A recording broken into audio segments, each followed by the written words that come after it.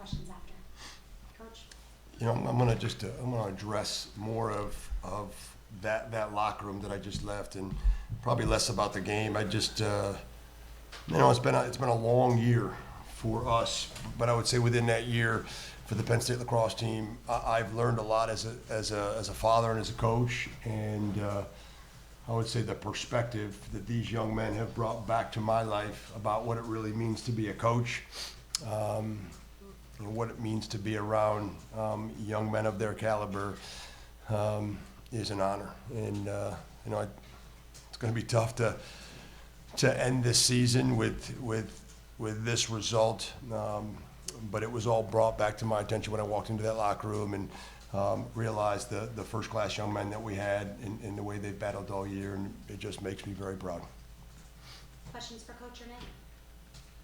Jeff, I know that this was not an atypical performance for you. What do you think kind of led to this? Yeah, that's a good question. I probably just tip my cap to Maryland first and foremost. I thought that face-off seemed to be a little bit of an issue in that first quarter.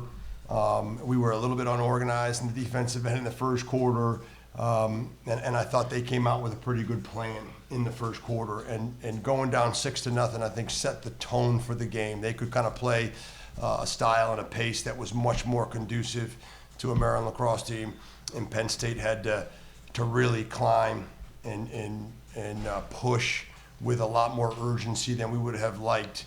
From the opening minutes. I think had that happened, if we had a couple goal deficit in the fourth quarter, it might have been a little bit easier to gain some confidence and rhythm.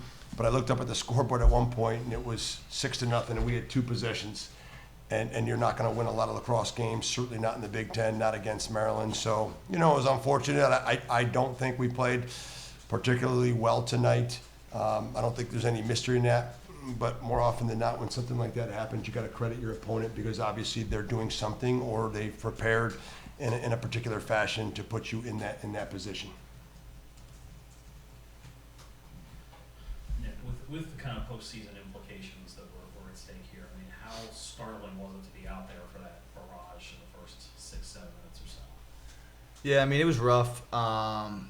They just, I do credit Maryland. They came out with a punch. And, you know what, like Coach said, face-offs, they just had all their momentum going that way. And I do give credit to our guys. I thought we fought back great. It just seemed like every single time we'd get momentum back, they just somehow just stop us, in either by a save or a couple goals and stuff like that. But, you know what, it's hard because Maryland's a great lacrosse team, and I give it to our guys for never stopping, not playing. As a seniors, one of the best senior classes I've ever been a part of. And you know what, like Burke, Tom O'Neill, Ryan Guitar, guys that were out there, they just didn't stop playing. And it was an awesome watch. I learned so much from them. And it was a rough one today, absolutely. But I think what we saw today, like Coach said in the locker room, and the rest of the team witnessed what the senior class went through and what we went through, that we're going to take it. We're going to go to the next year. I know there's a couple games where the last couple games we were short by a couple overtime goals and stuff, so it was hard. But I credit everybody on our team that they never stopped, and one Michigan that came in here and gave it all they got. Nick, and if Coach could follow up and answer as well, can you go back to 7-3 with that huge win over Denver under your belt, and then just that, I don't even know what that must have felt like, the 3 straight 1-goal losses, the 2 overtime losses to Maryland and Hopkins. Describe just how a team struggles with that, and how you can feel like the wall closing in, and you got to win one of these, you got to win one of these overtime games, and go the other way with one of these 1-goal games as the season just starts to slide in the other direction. No, absolutely. I mean, and that's why, like what I said before, those to like top 20 teams, every single one that we lost to by 1 goal or in overtime. So it hurts. I mean, absolutely, especially coming off Denver and Ohio State, like you said, we were feeling great. And I wouldn't even say we almost packed in the bag, because we did the complete opposite, absolutely. Michigan was a great team, and we came out and we did pretty well against them. And, I mean, it's hard because you think about it, it's 2 plays, 3 plays. We're a completely different season. We're not too worried about this game like it was not winner all, like So it was hard. I mean, absolutely. I mean, everybody wanted to punch a hole in the wall when you got back into the locker room after a couple of those games, after 3 in a row. And, you know, I gave credit because our seniors led, and the team looked up to them, absolutely, and saw how they carried themselves. And so I guess we just had to learn from it, and now we just got to look forward to next season. But definitely don't forget that little string of games that we had at the end of the season. It's an absolute game changer. Could you, young team, how do you see them grow over the course of the season?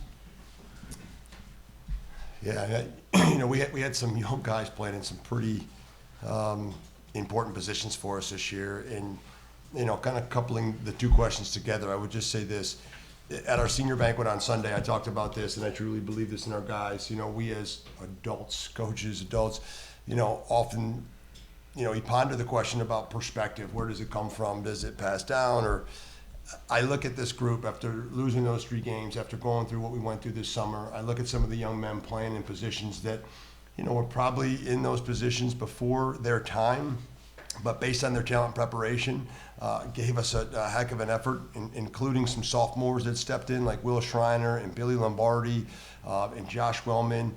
And I would say that these young men taught us a lot about what it meant to be a part of a team. And through some of those losses, and through even today's loss, I look at these young men and I say it's what sport is all about. It truly is what sport's all about. It's about, you know, doing the best you can. And obviously we wanted to win today. We want to win every game.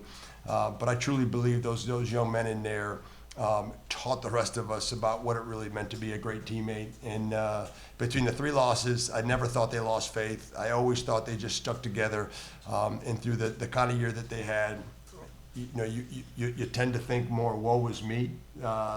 When is this ever going to change? And I never felt they had that attitude. They just continued to keep coming back in practice, and it made it such an honorable season to be a part of.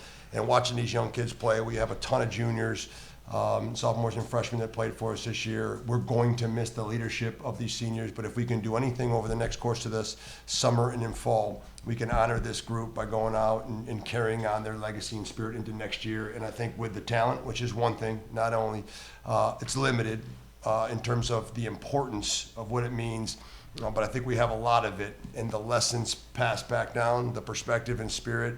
I think this could be a really good team long into the future, and I'm excited about the group that we had in that locker room, because I think we're going to be tight for the rest of our lives, and I'm equally as excited about the opportunity to start competing as soon as we get back to State College and start to think about what we can do for next year.